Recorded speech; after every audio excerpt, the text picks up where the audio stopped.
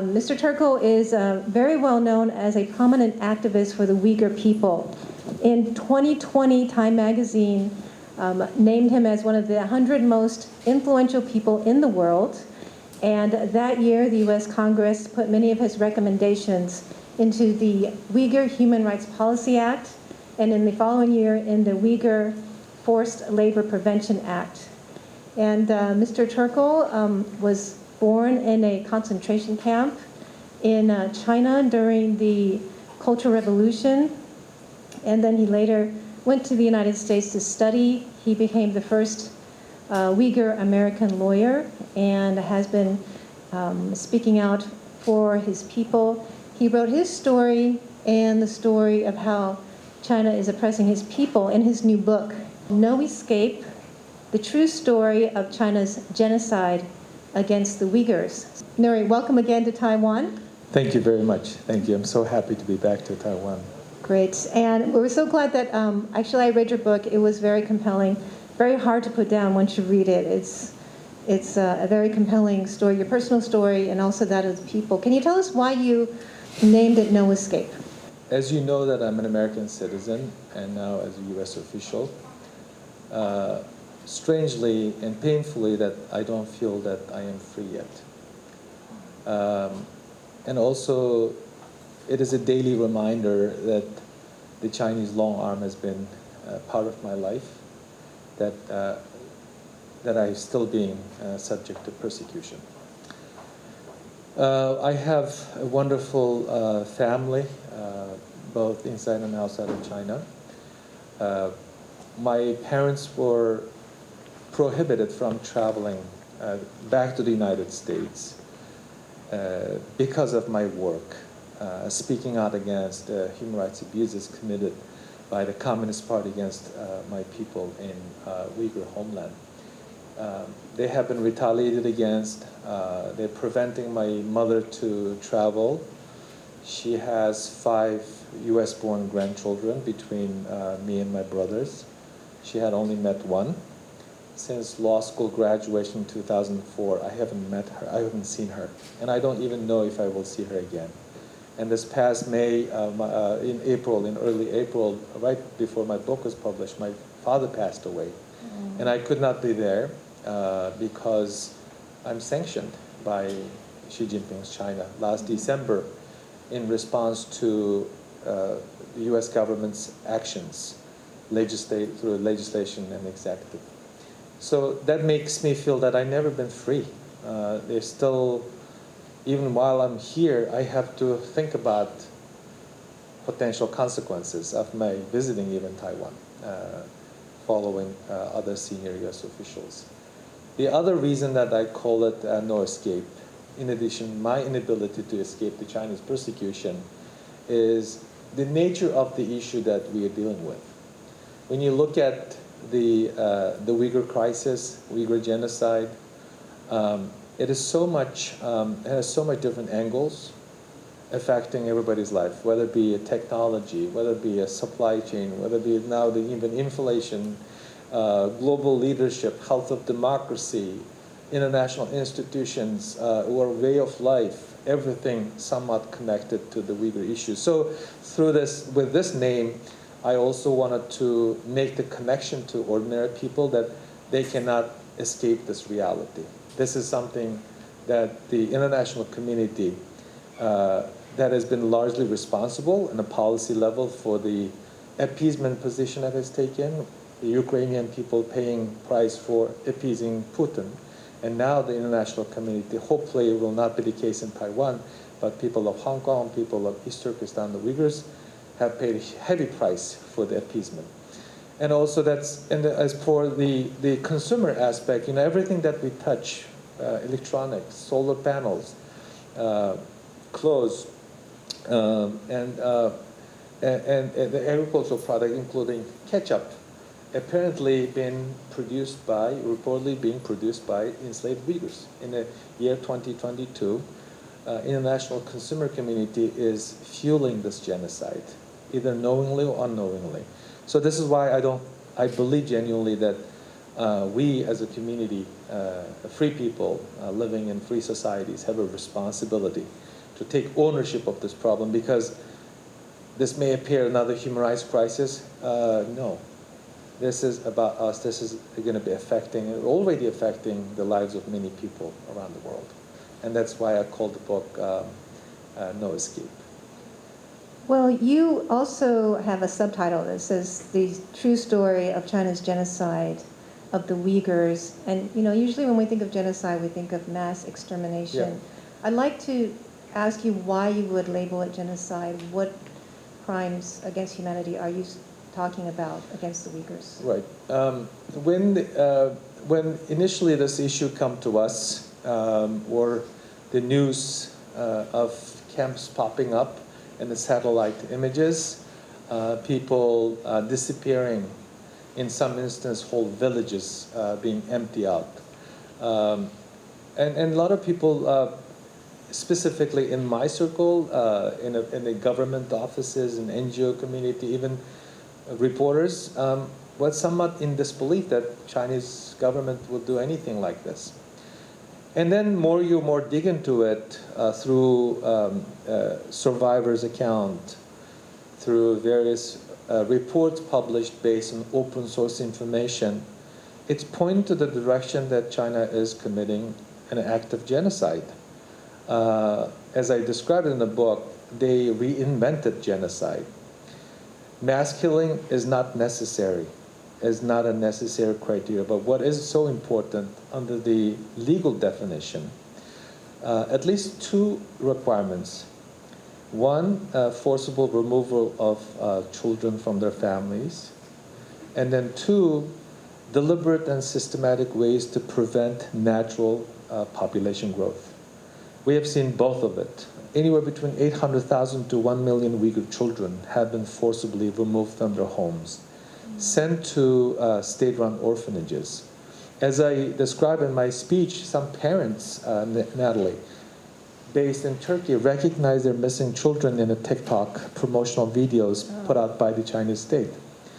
So in the nation's capital, in the United States, we have about 750,000 people making home in Washington, D.C.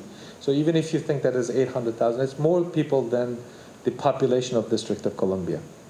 That gives you perspective. This is just known number.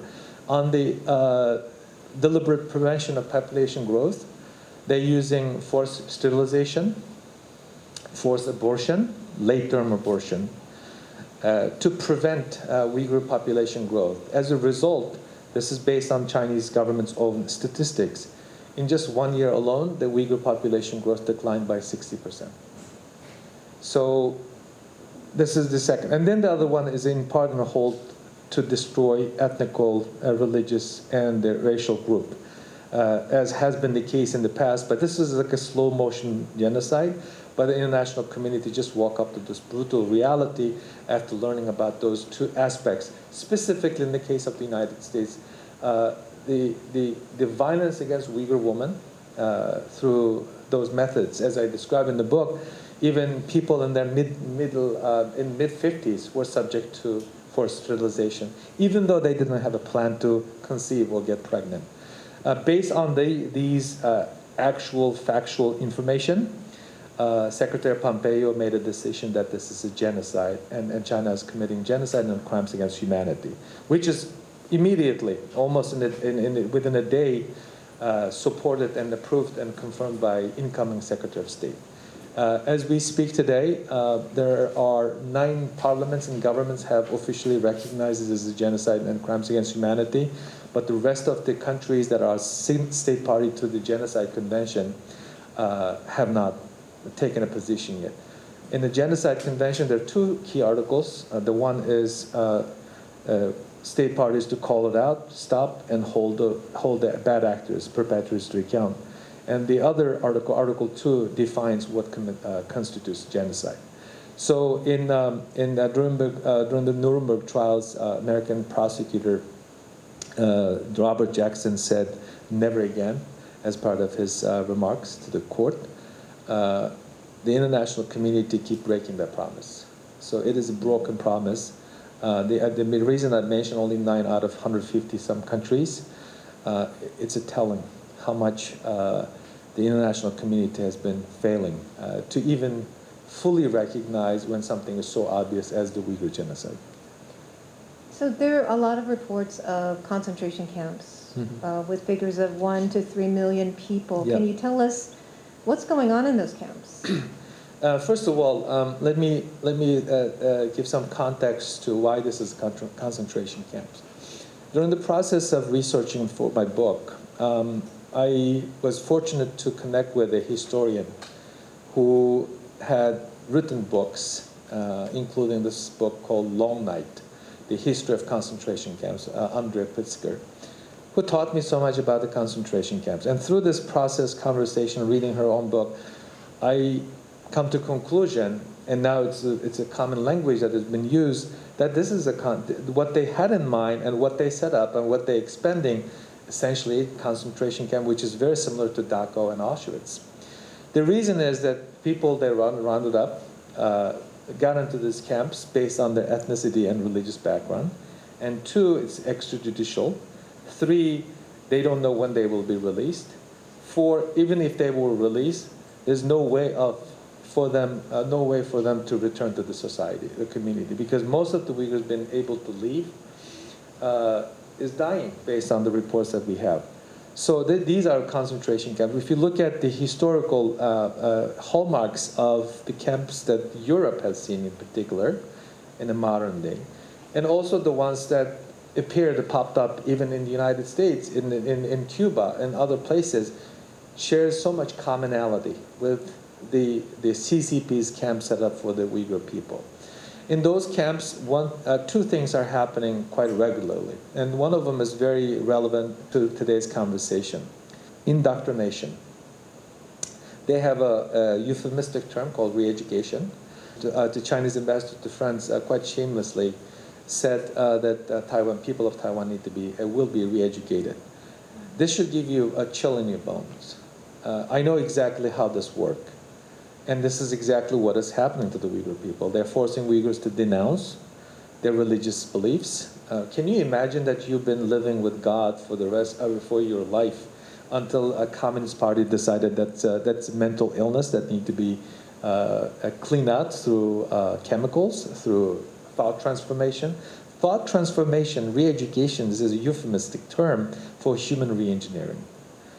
So that's what they doing to the Uyghur people to break their spirit.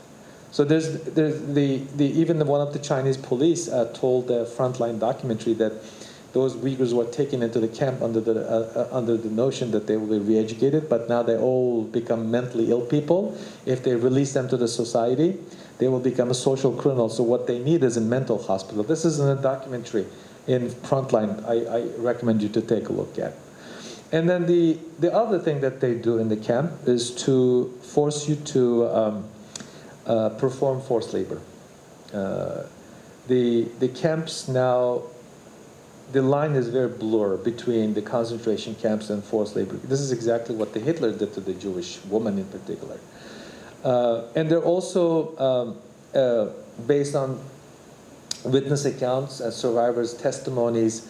There's widespread of physical abuses, verbal abuses, and sexual violence.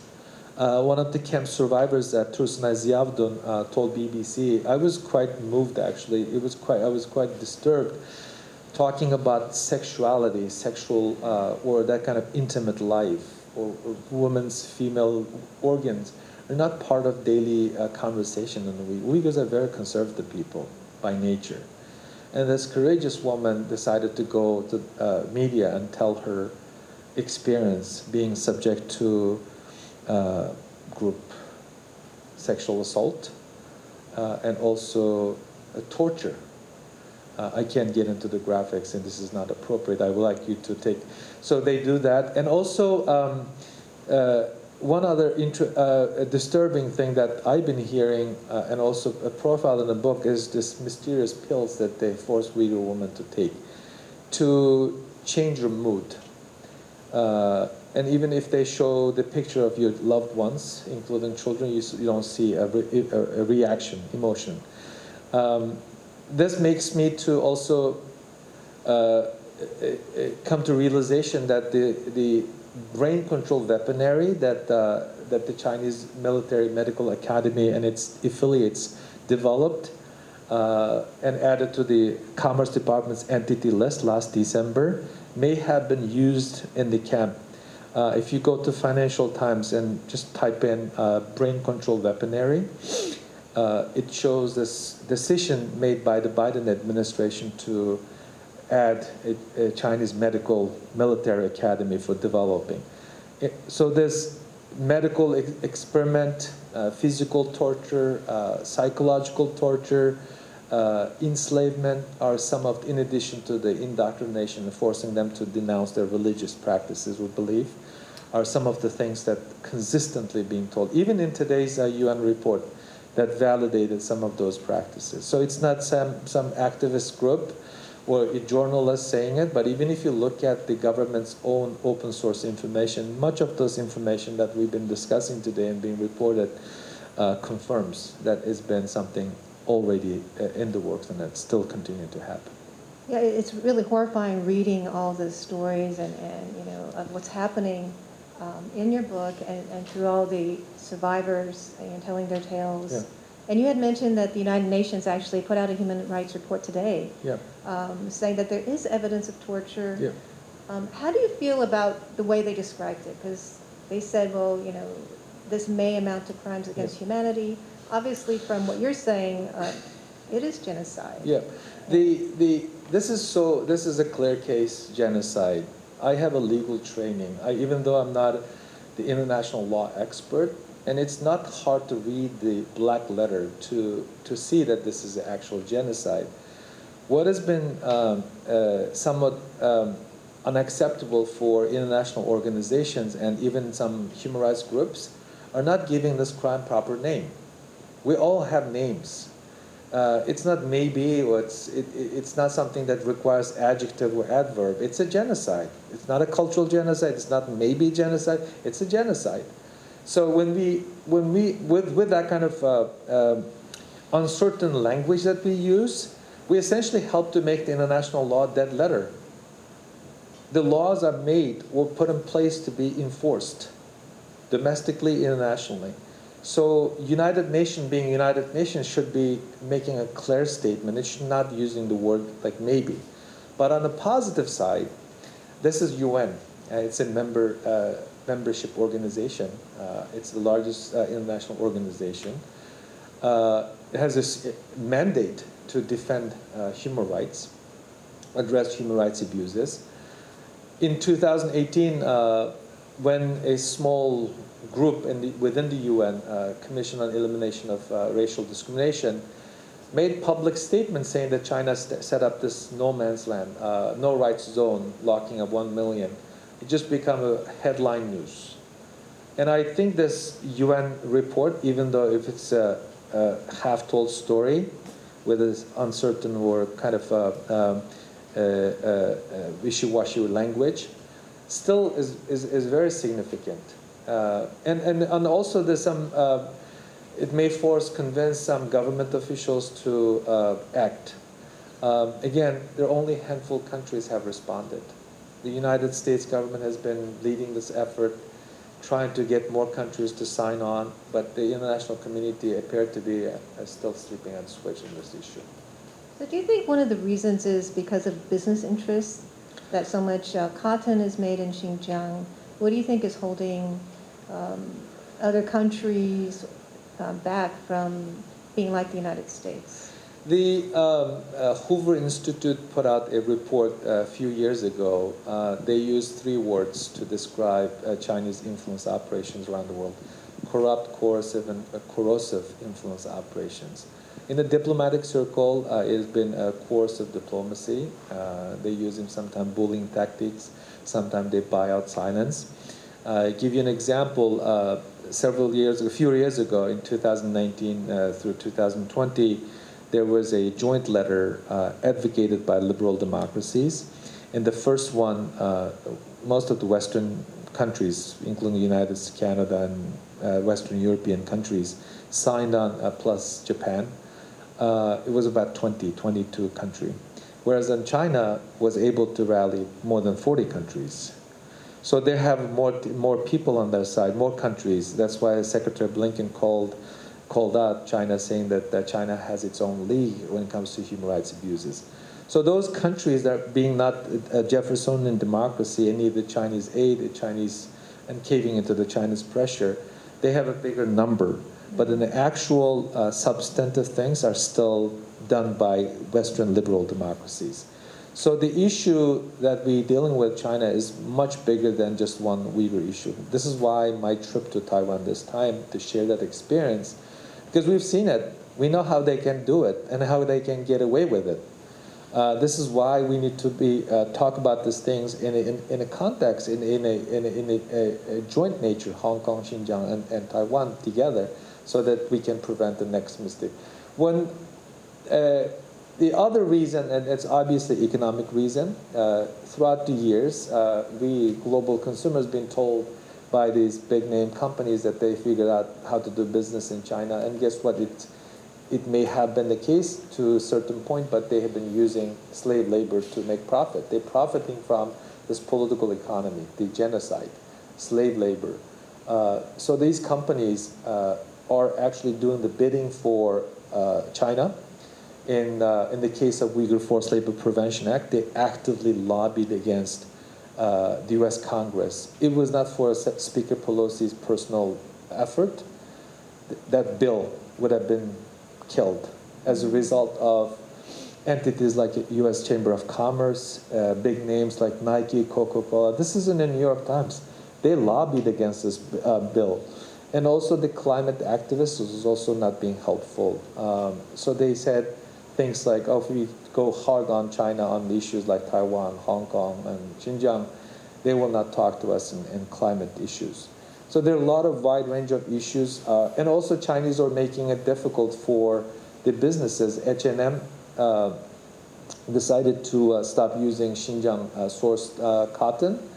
And then the Chinese government orchestrated a collective retaliation. So H&M suffered, and the others, seeing this consequence, they backed on even making a mildest statement.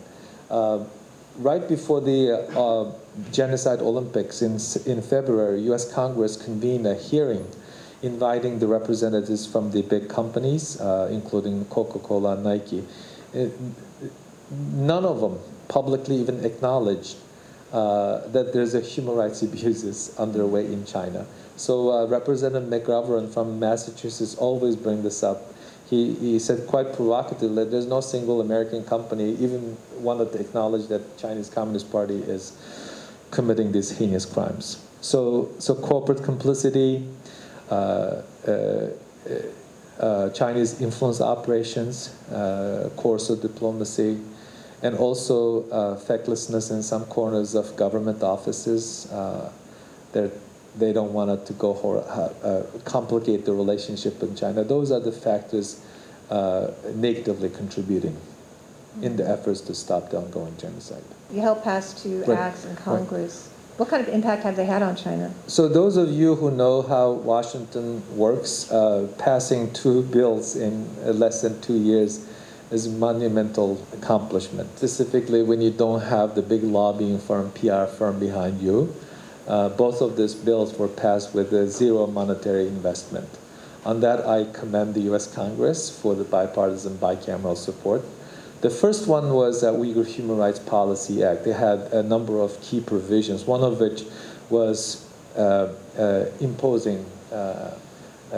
sanctioning the Chinese officials under the Global Magnitsky Act. That has happened from 2020 onward. The most important thing in that bill, one of the most important things, is the law enforcement aspect. So it directs the FBI to investigate and take whatever the legal measures need to be taken to address transnational repression.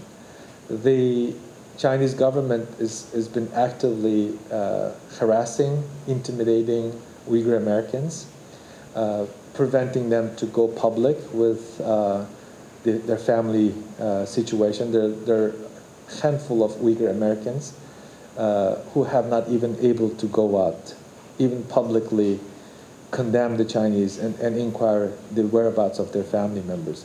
So that's the one. It was more symbolic, but there have a couple of key provisions.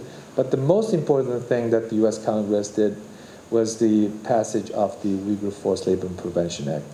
That makes a presumption that everything coming from Xinjiang region is made with slave labor, unless the entities prove with evidence that they don't use slave labor. So the brilliance of this bill is to push the responsibility over to the businesses. So they need to, requiring them to come clean. This bill has not been fully implemented to date. Just a couple of days ago, the reports popped up.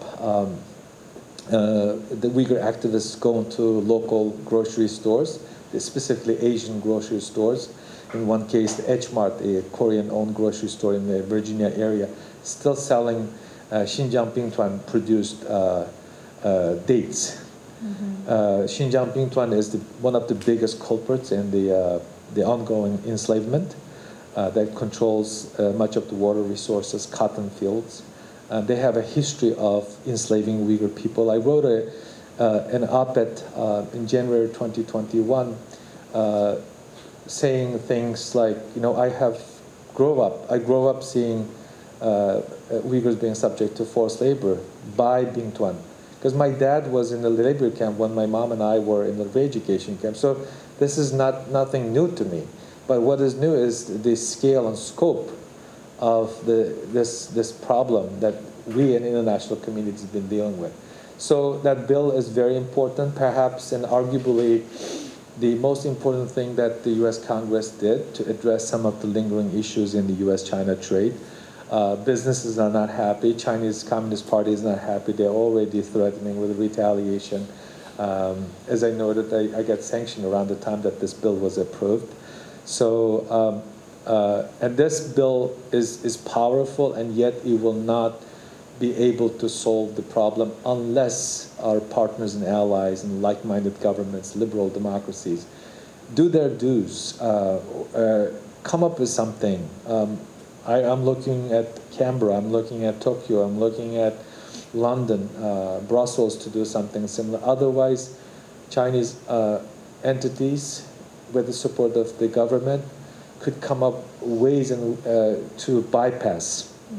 Either exporting that through a third country, changing the country of origin. We already start seeing made in China being replaced with made in PRC.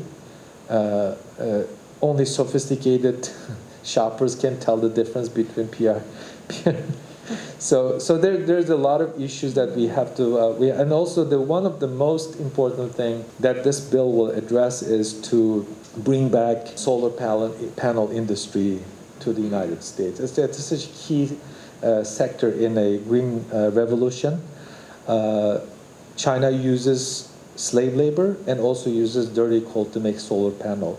And as a country, we cannot compete with a country that enslaves its people and makes solar panel using that slave labor. And this will be a great economic opportunity, but it's going to be it also very, very important for those climate activists to be reminded that it does not take 10 years for the United States to catch up. So this bill is very significant. It's getting a lot of attention within the law firms representing companies. I talk to them regularly. A lot of concerns, and even some people in the U.S. government has been saying that this may make it complicated for addressing supply chain issues, even inflation. It's hyperbolic to link it to the inflation, but at the end of the day, that Americans will be affected somehow, but it's the right thing to do. We said no to slavery a long time ago, and we cannot let the cotton trade back in our lives. So you had said that, and you are describing how China is affecting the whole world and obviously affecting Taiwan as well. What would you say to people in Taiwan about these Chinese tactics that we see against the Uyghurs? I mean, is there anything that you would like to say to us here in Taiwan? As I noted in my speech, the Taiwanese people, being as nice as they have, as nice as they are, as optimistic as they are, need to be realistic. This is a real threat. CCP has a plan for all of us, and I don't believe it. And I'm even becoming more firm believer in rejecting the ideas that people like Putin and Xi Jinping will not do X, Y, Z. We've been seeing time and time again, they're proving us to be wrong. They're doing everything that we thought that they would not do. So the Taiwanese people need to realize and wake up to this brutal regime that anything could happen. And Taiwanese people also need to realize that this democracy is worth fighting for. This is about our future. And the Taiwanese people also need to study how this regime has accomplished some of the domestic things that they had in the plans. If you look at the number 9 document, that was initially Xi Jinping's secret speech, internal speech, it gives you very simple understanding that they have a zero tolerance to freedom. The freedom that they don't use explicitly in those documents, they use Western influence. So Western influence to them is Western religion, Christianity and Islam, or any type of religious belief comes that is foreign to mainland China or communist government, or anything that potentially pose existential threat. That also comes from free speech, freedom of assembly, free press, religious freedom, and also anything that may show a sign of disloyalty. That is your way of life, your spirituality, your language, anything that are not in sync with the CCP party line or ideological setup, that can be problematic. So these are the things. It sounds very simple, but if you don't think about it, if you don't look at it, how it's been implemented, it's difficult for you to be able to appreciate this danger. So its message is very clear. I want Taiwanese people to take this very seriously. Stop thinking that they will not do ABC. They have done it, and we've seen it, and they can get this done quite quickly. Look at Hong Kong. Ask Hong Kong people. If somebody said that Hong Kong democracy will be destroyed that quickly a few years ago, people may be thinking that you're on something, but we've seen it. We've seen this movie repeatedly. So my message to Taiwanese people is to be vigilant, bold, in defense of Taiwanese sovereignty and democracy, and also lend their voice. Taiwan is an amazing case study for those who are longing for freedom and democratic rights. Well, I know that you personally, are speaking out against a brutal regime, and you have parents who are in China. So how do you live with the threat of how they could affect you or your family? Oh, that's a tough one. Natalie, I only have one life. I have 2 small children. I want my children not to go through what I had gone through, what my parents gone through, and what my fellow Uyghurs gone through. And then the other, that's what keeps me going. And then the other thing that I keep myself constantly reminded is that everything can be taken away from me except for my hope. I refuse to be in a situation to feel hopeless. And I've refused to be dehumanized. During the process of writing this book, I had a chance to interview Holocaust survivors, speaking in the same panel. And the common theme that I learned from them is resilience, hopefulness, and also refuse to be dehumanized. So those are the things that keeps me going. I smile, I laugh through the tears. And also, this is going to be very difficult for me to say, I have nothing to lose. My dad is gone. I may lose my mom anytime. And I don't believe that Chinese will let her go unless somebody decided to do something decent. I don't hold my breath on that. I already said goodbye to my parents a long time ago. So this life didn't appear to be a life for us to be together. I see them life after. Could you share your experience in the concentration camp with our audience? So the reason my mother was taken into the camp was very simple, guilt by association. So my mom being a daughter of a nationalist Uyghur who wanted a separate independent Uyghur state, who got really good taste of how freedom feels and means for him. He is somebody who lived through the Second East Turkestan Republic from 1944 through 1949. During that period, he was very active in promotion and preservation of Uyghur cultural heritage. He's a musician. So my mom was very close to him. So he had business associates, social associates that regularly hold meetings at my maternal grandparents' house. And so because of her closeness to her own dad, she was picked as a candidate to be sent to a re-education camp while she was several months pregnant in her third trimester. So she was subject to physical abuses, verbal abuses. She was from a very traditional conservative family. They made a lot of offensive comments about her belly. While my dad was in an agricultural labor camp. She gave birth to me while she was injured and they cast her body. Anyone who has been to a labor room can appreciate even delivering with all the support. I've been to delivery room twice myself. It's incredible. Every time when I have two small kids, I've watched them being born.